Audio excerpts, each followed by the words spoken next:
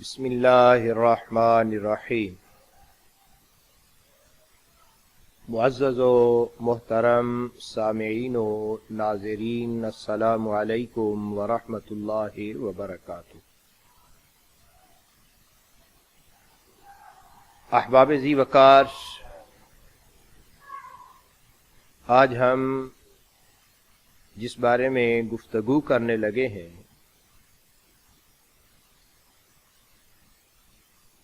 اہل تشیع کی ایک مشہور و معروف کتاب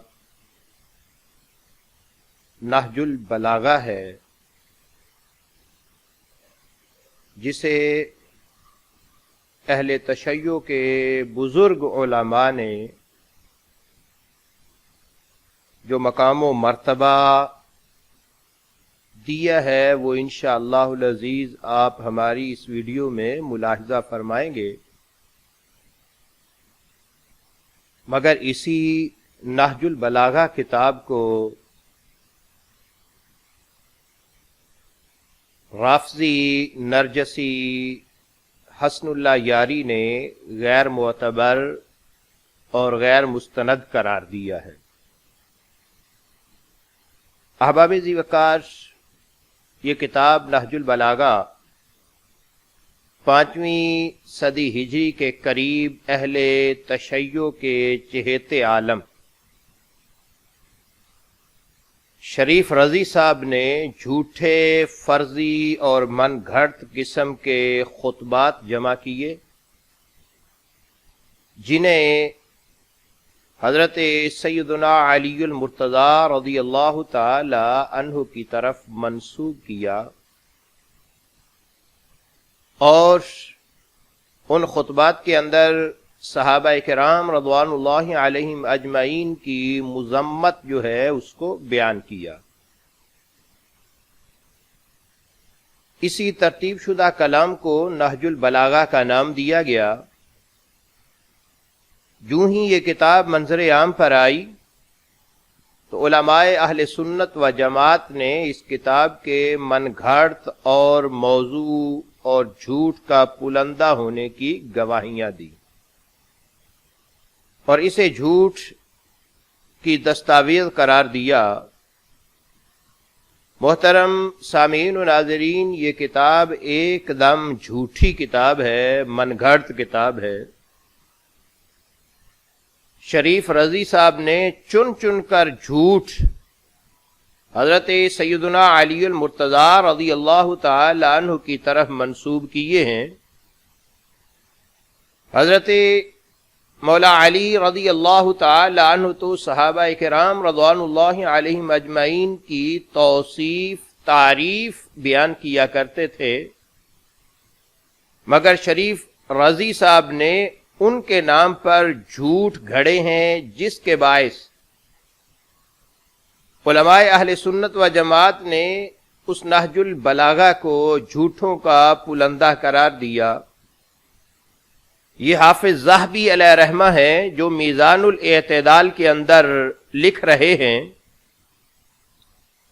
آپ فرماتے ہیں وَمَن طَلَعَ كِتَابَهُ نَهْجَ الْبَلَاغَةِ جَازَمَ بِأَنَّهُ مَكْذُوبٌ عَلَى أَمِيرِ الْمُؤْمِنِينَ عَلِيٍّ رضی اللہ تعالی عنہ، کہ جو کوئی بھی نہج البلاغہ پڑھے گا تو وہ یقین کر لے گا کہ یہ حضرت سیدنا علی المرتضی رضی اللہ تعالی عنہ پر بہتان، جھوٹ ہے۔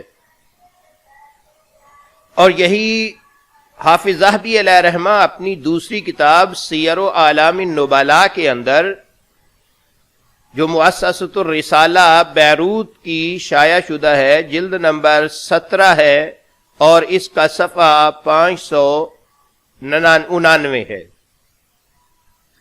آپ فرماتے ہیں قلت ہوا جامع کتاب نہج البلاغہ المنصوبہ، میں کہتا ہوں کہ یہ وہی، یعنی یہ مرتضی علی بن حسن بن موسیٰ کے ترجمہ کے اندر آپ فرما رہے ہیں۔ فرماتے ہیں میں کہتا ہوں کہ یہی اس نہج البلاغہ کتاب کے جامع ہیں، جس میں اس نے الفاظہ الی الامام علی رضی اللہ تعالی عنہ،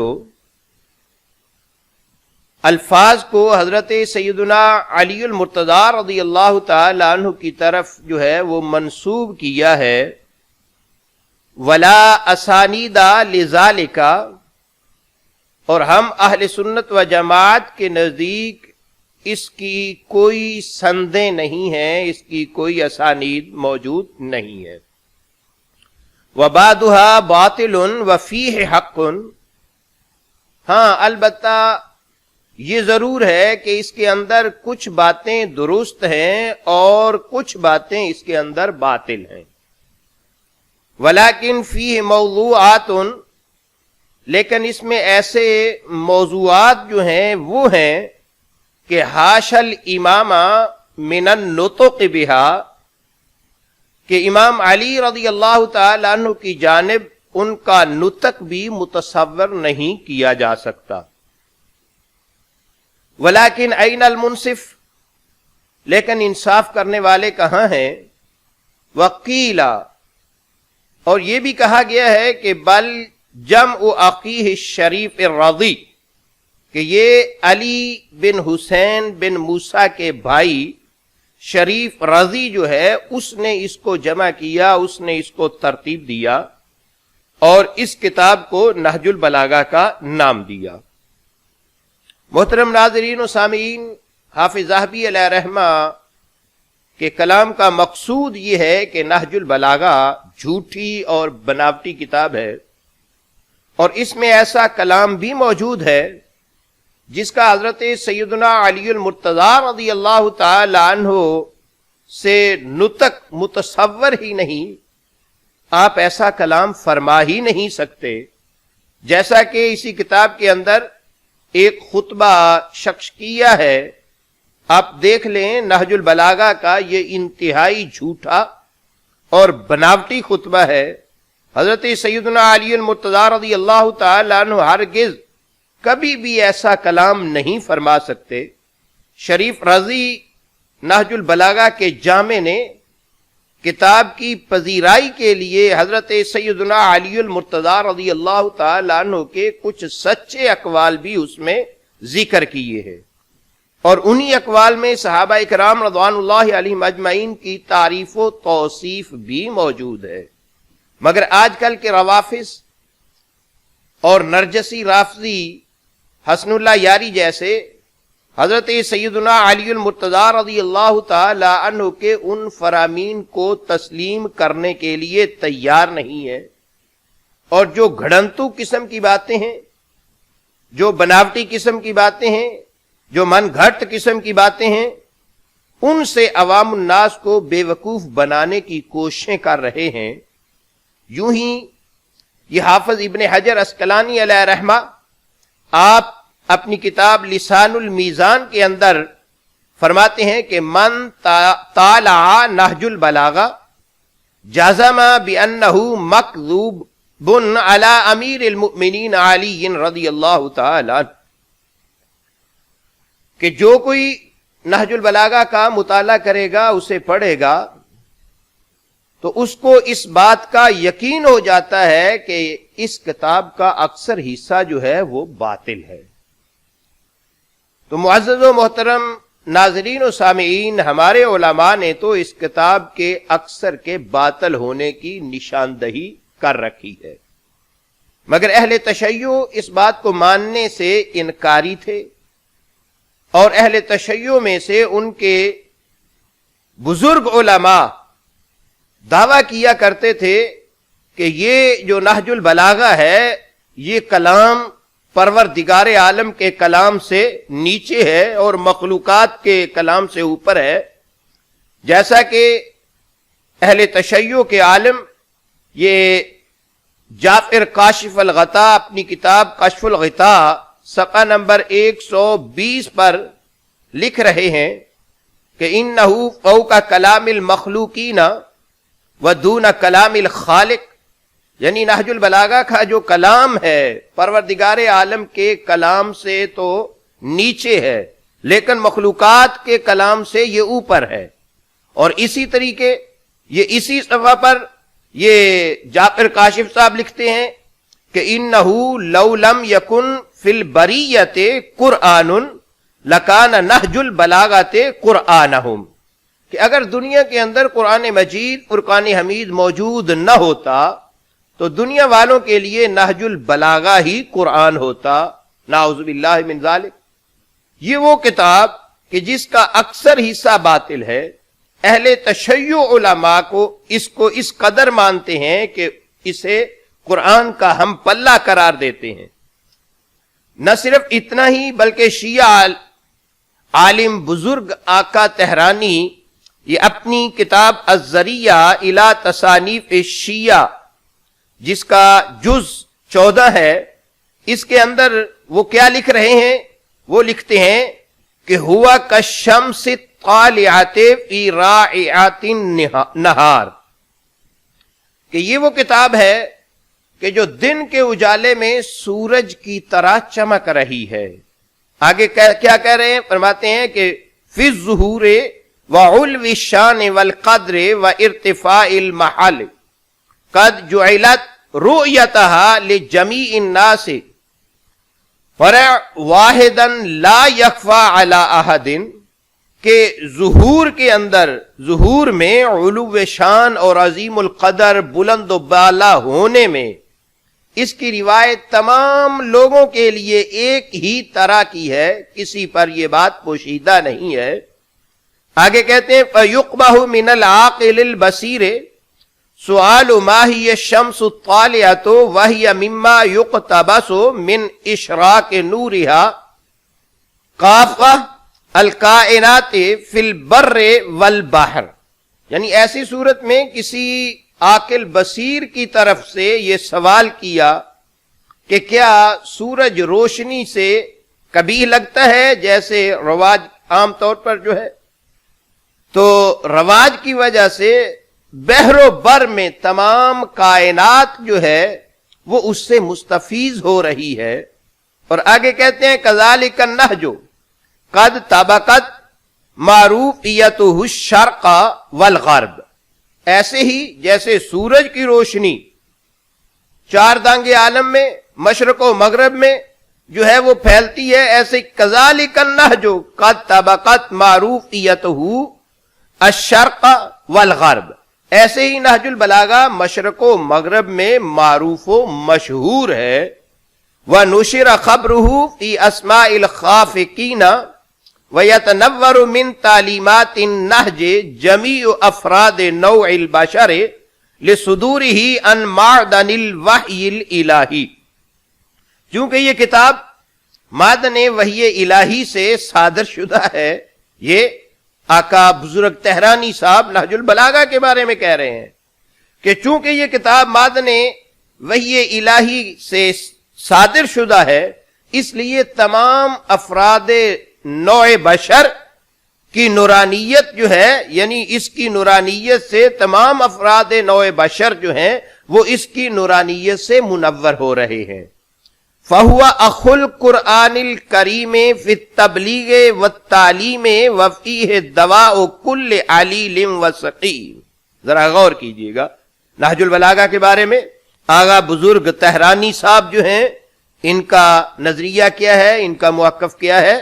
کہہ رہے ہیں فَهُوَ أَخُو الْقُرْآنِ الْكَرِيمِ، کہ پس یہ کتاب یعنی نہج البلاغہ جو ہے فِي التَّبْلِيغِ وَالتَّعْلِيمِ، تبلیغ اور تعلیم میں یہ قرآن مجید کا بھائی ہے، نعوذ باللہ من ذالک۔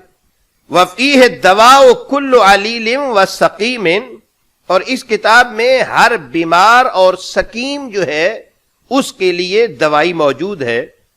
والدستور للعمل للموجبات سعادت الدنیا وسیادت دار النعیم غیر ان القرآن انزلہ حامل الوحی، دنیا میں سعادت اور آخرت میں سیادت کے لیے یہ کتاب دستور العمل کی حیثیت رکھتی ہے، سوائے اس کے کہ قرآن مجید فرقان حمید کو حامل وحی الہی نے نبی اکرم صلی اللہ تعالی علیہ وسلم کے قلب اطہر پر نازل فرمایا. اور آگے نہج البلاغہ کے بارے میں کیا کہہ رہا ہے؟ کہتا ہے وَالنَّہْجَ انشأہ باب مدینۃ علم النبی صلی اللہ علیہ وسلم وحامل وحی. بلاغہ کتاب وہ ہے کہ جس کو حامل وحی اور علم نبی کے شہر کے باب حضرت سیدنا علی المرتضی رضی اللہ تعالی عنہ نے بنایا ہے.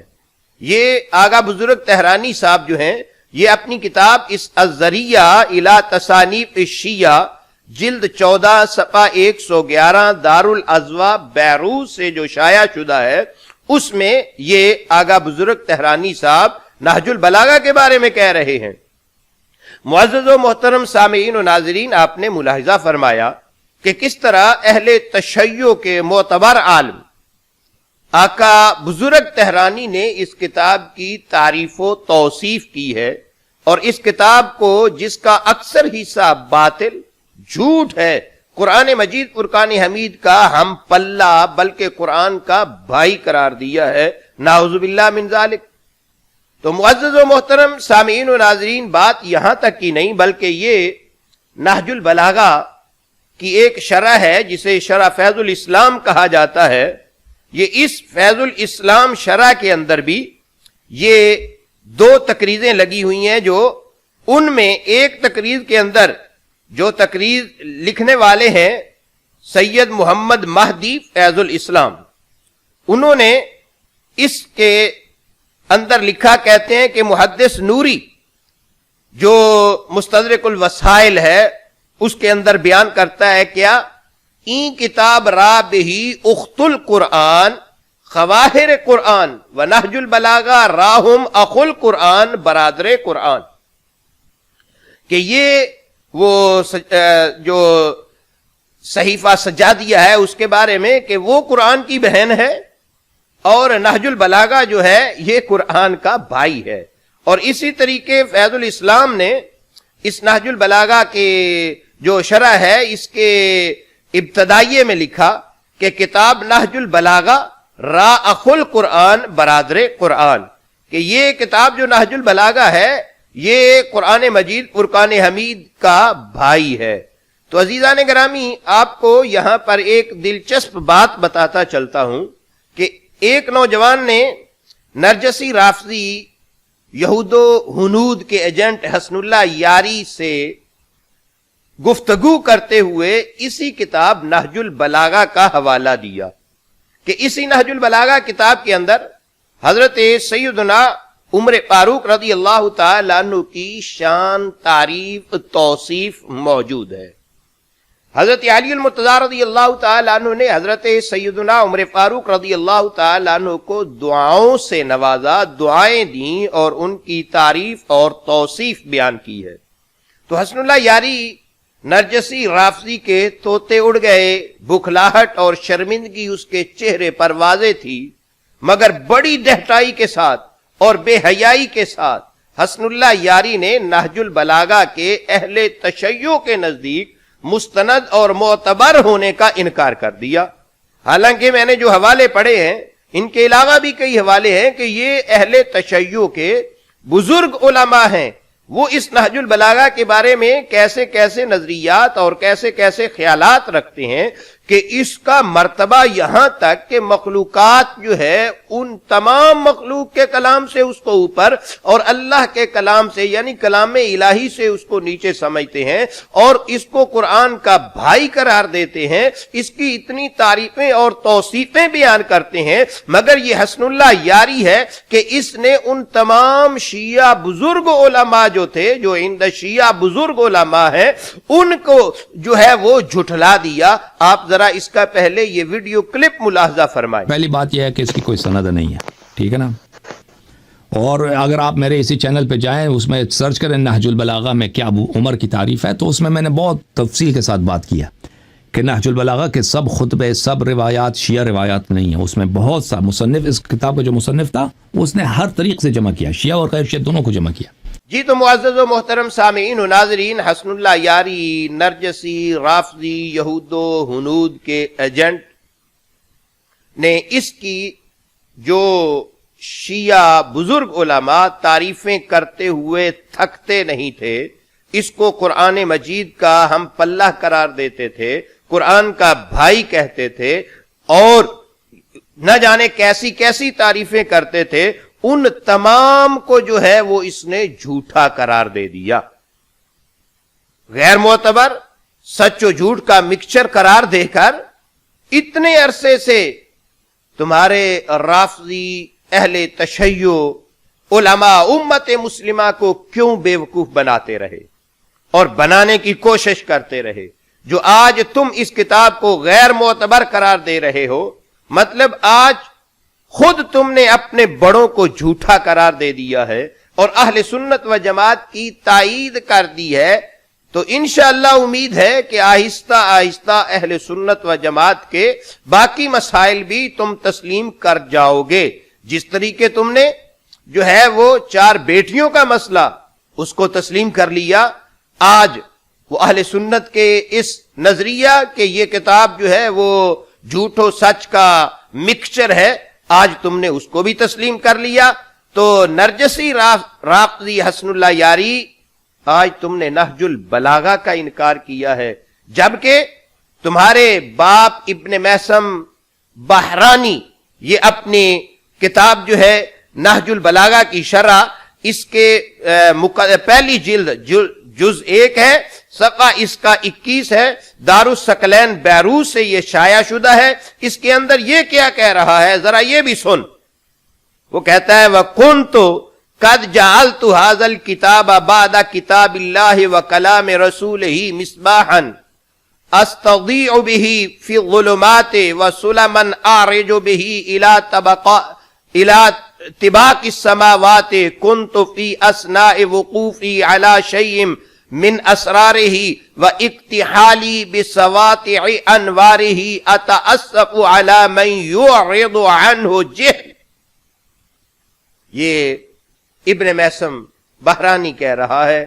کیا کہتا ہے؟ کہتا ہے وَكُنْتُ قَدْ جَعَلْتُ هَذَا الْكِتَابَ بَعْدَ كِتَابِ اللَّهِ وَكَلَامِ رَسُولِهِ مِصْبَاحًا, یعنی میں اس کتاب نہج البلاغہ کو اللہ تعالی اور اس کے رسول صلی اللہ تعالی علیہ وسلم کے کلام کے بعد اپنے لیے اندھیروں میں روشنی کا چراغ سمجھتا ہوں, چراغ قرار دیتا ہوں. استضیء بہ فی الظلمات, اندھیروں کے اندر اس کو اپنے لیے جو ہے وہ روشنی کا چراغ قرار دے رہا ہے یہ ابن میثم. اور آگے کیا کہتا ہے وَسُلَمًا أَعْرِجُ بِهِ إِلَى طِبَاقِ السَّمَاوَاتِ, اور آسمانوں کے 7 طبق جو ہیں ان تک چڑھنے کا زینہ میں اس کتاب کو سمجھتا ہوں.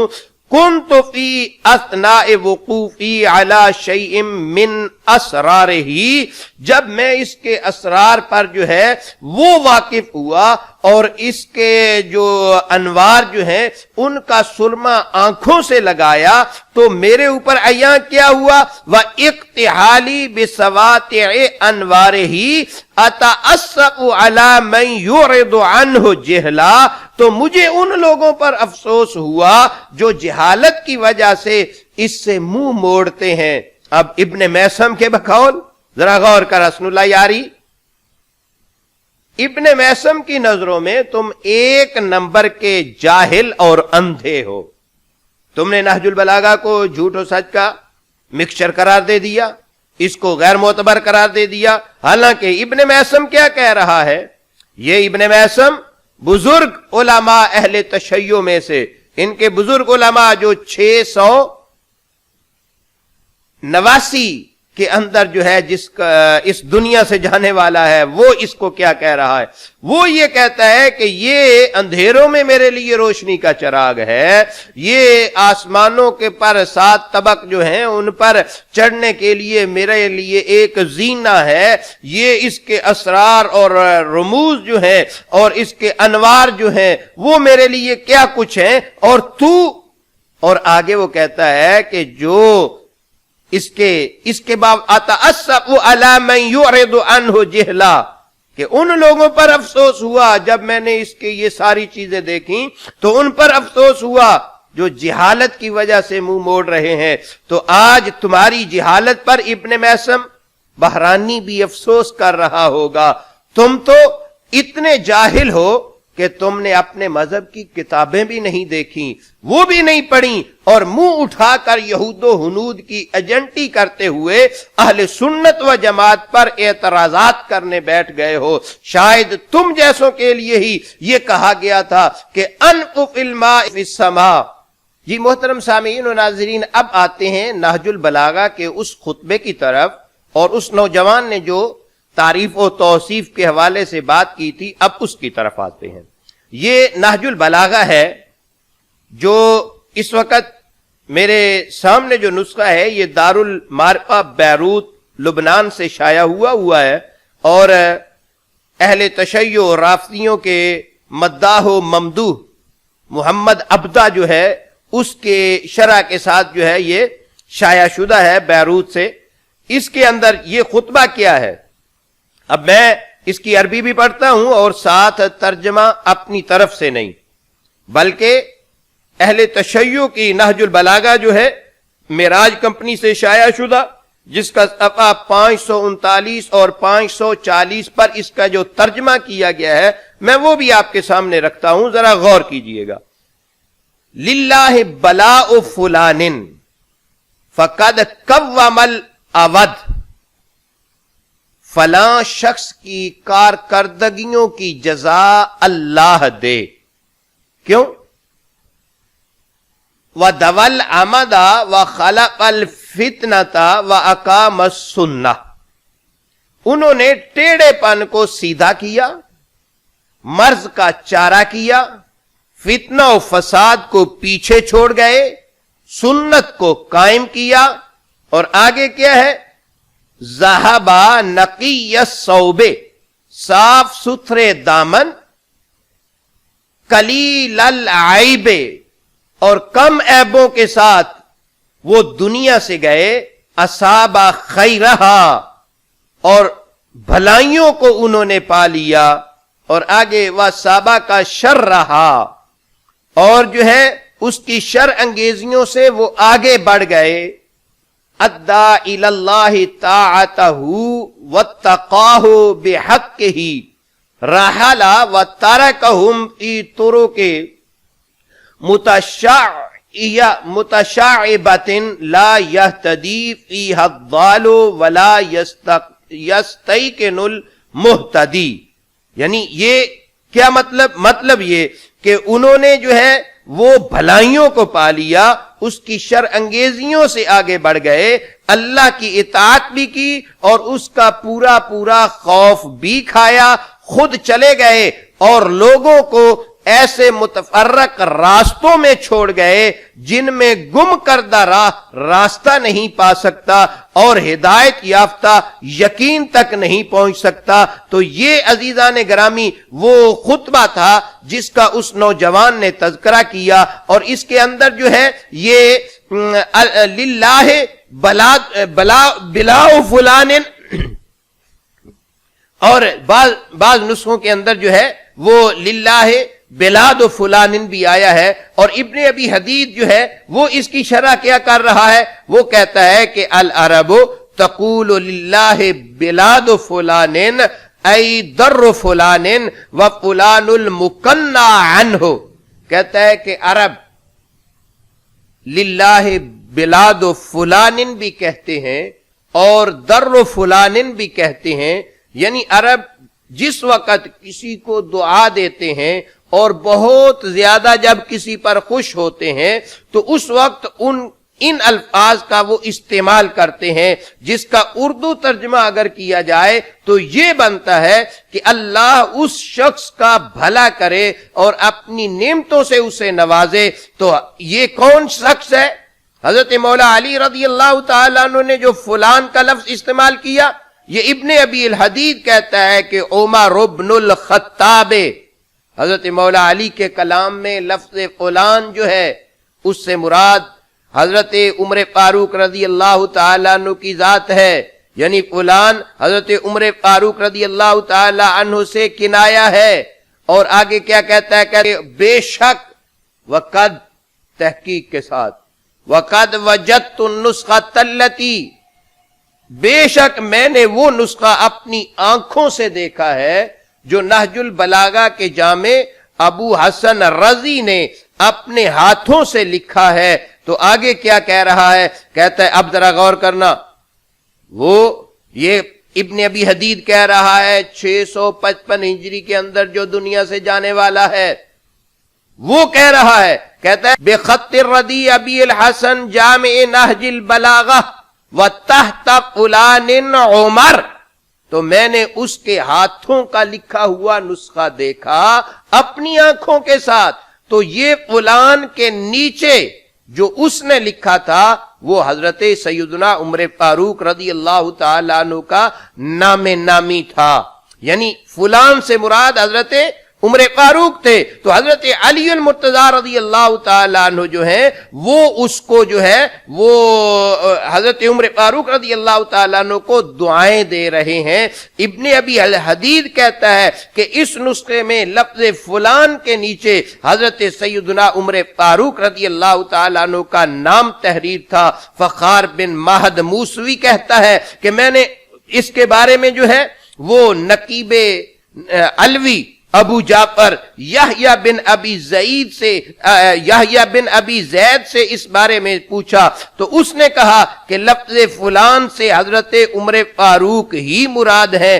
کیا کہہ رہا ہے کہ وَسَأَلْتُ عَنْهُ النَّقِيبَ ابا جعفر یحییٰ بن ابی زید العلویہ فقال لی ہوا عمر فقلت له اسنا علیہ امیر المؤمنین علیہ السلام فقال نعم.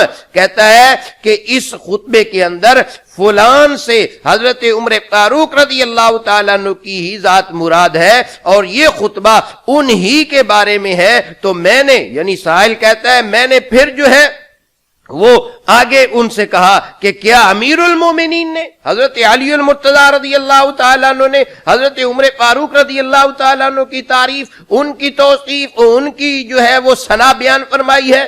تو انہوں نے کیا کہا؟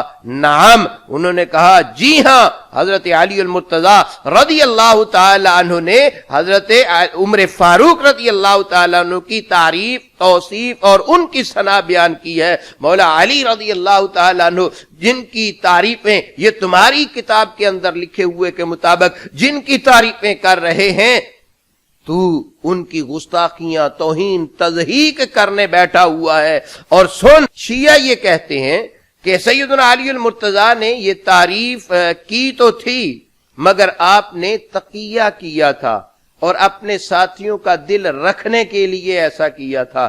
عزیزان گرامی، یہ ان کا نظریہ ہے. ہم حضرت مولا علی رضی اللہ تعالی عنہ کے بارے میں ایسا نہیں سوچ سکتے، نہیں ایسا گمان کرتے ہیں کہ وہ اوپر سے کچھ اور بات کہہ رہے ہوں اور دل کے اندر ان کے کچھ اور باتیں ہوں. ہم ان کے بارے میں ایسا گمان نہیں رکھتے. لیکن شیعہ اہل تشیع جو ہے، رافضی جو ہے، وہ اس طرف آتے ہیں. وہ کہتے ہیں کہ حضرت علی المرتضیٰ رضی اللہ تعالیٰ عنہ نے یہ تعریف تو کی تھی مگر آپ نے تقیہ کے طور پر کیا تھا اور اپنے ساتھیوں کا دل رکھنے کے لیے ایسا کہا تھا. یہ جیسا کہ ابن میثم جو ہے یہ کہہ رہا ہے، یہ ابن میثم کہہ رہا ہے اپنا اس کی شرح کے اندر. ابن میثم جز رابع ہے، اس کے اندر کہتا ہے وَأَقُولُ إِرَادَتُهُ لِأَبِي بَكْرٍ أَشْبَهُ مِنْ إِرَادَتِهِ لِعُمَرٍ.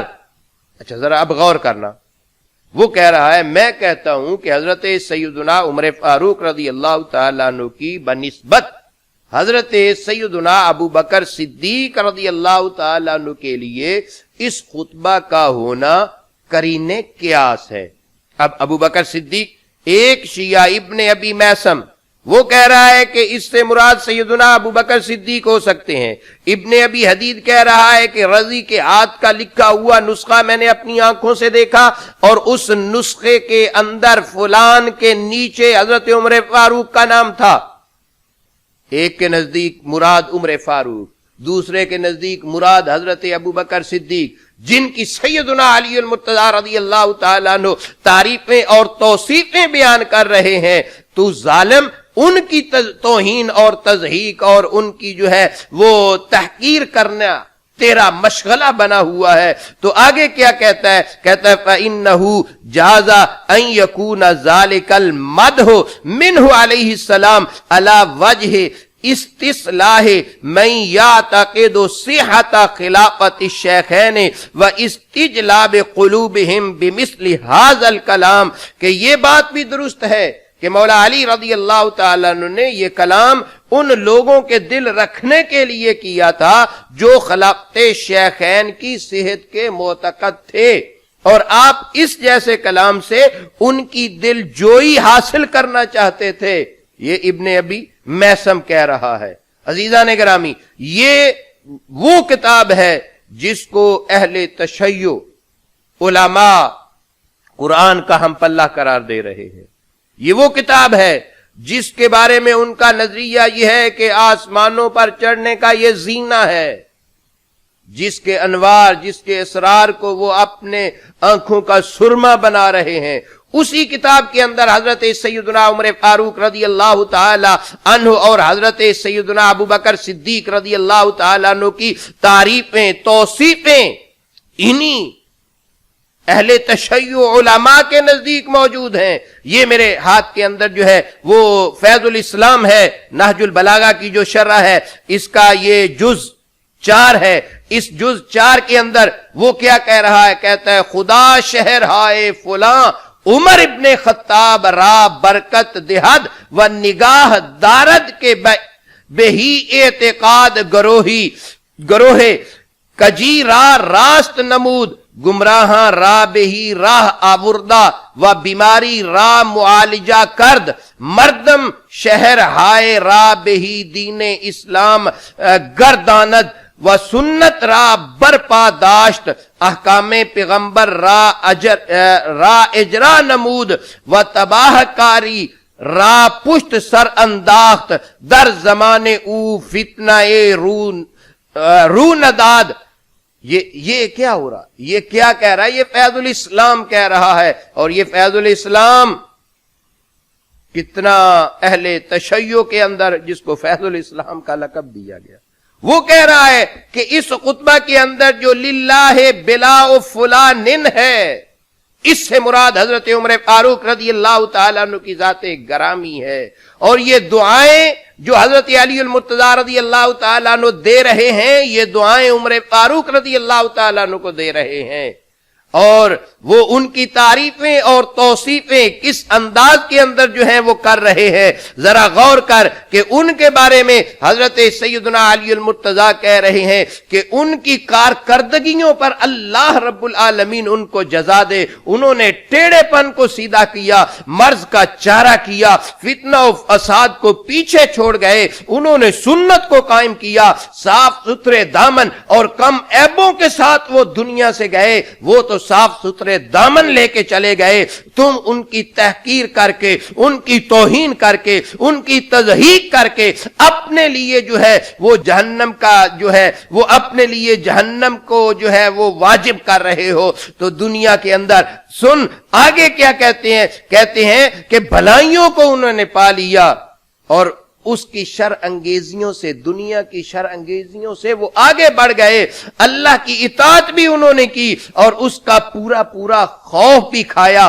خود چلے گئے، لوگوں کو ایسے متفرق راستوں میں چھوڑ گئے جن میں گم کردہ راہ جو ہے وہ راستہ نہیں پا سکتا اور ہدایت یافتہ یقین تک نہیں پہنچ سکتا. یہ فیض الاسلام کے اندر وہ کہتا ہے کہ اس سے مراد یہ دعائیں حضرت علی المرتضیٰ رضی اللہ تعالیٰ عنہ نے حضرت سیدنا عمر فاروق رضی اللہ تعالیٰ عنہ کو دیں.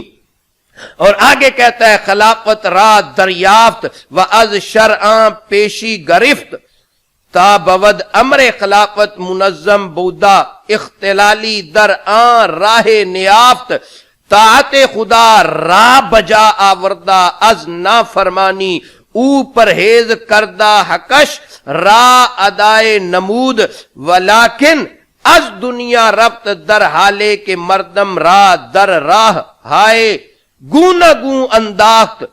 یہ فیض الاسلام بھی جو تعریف مولا علی رضی اللہ تعالیٰ عنہ نے عمر فاروق کی ادھر ہی جا رہا ہے. تو عزیزان گرامی، یہ وہ کتاب نہج البلاغہ ہے جس کو شیعہ قرآن کا ہم پلہ قرار دے رہے ہیں۔ بزرگ شیعہ علماء جن کو حجت الاسلام، آیت اللہ اور حجت اللہ، پتہ نہیں کیا کیا جو ہے اہل تشیع سمجھتے ہیں، وہ اس کے اندر یہ کیا کہہ رہے ہیں؟ وہ کہتے ہیں کہ ایک شریف رضی کے ہاتھ کا لکھے ہوئے کو بھی وہ کہہ رہا ہے کہ میں نے دیکھا ہے۔ اب وہ شیعہ ہی کہہ رہا ہے کہ میں نے دیکھا ہے نیچے فلان کے نیچے حضرت عمر فاروق کا نام تھا۔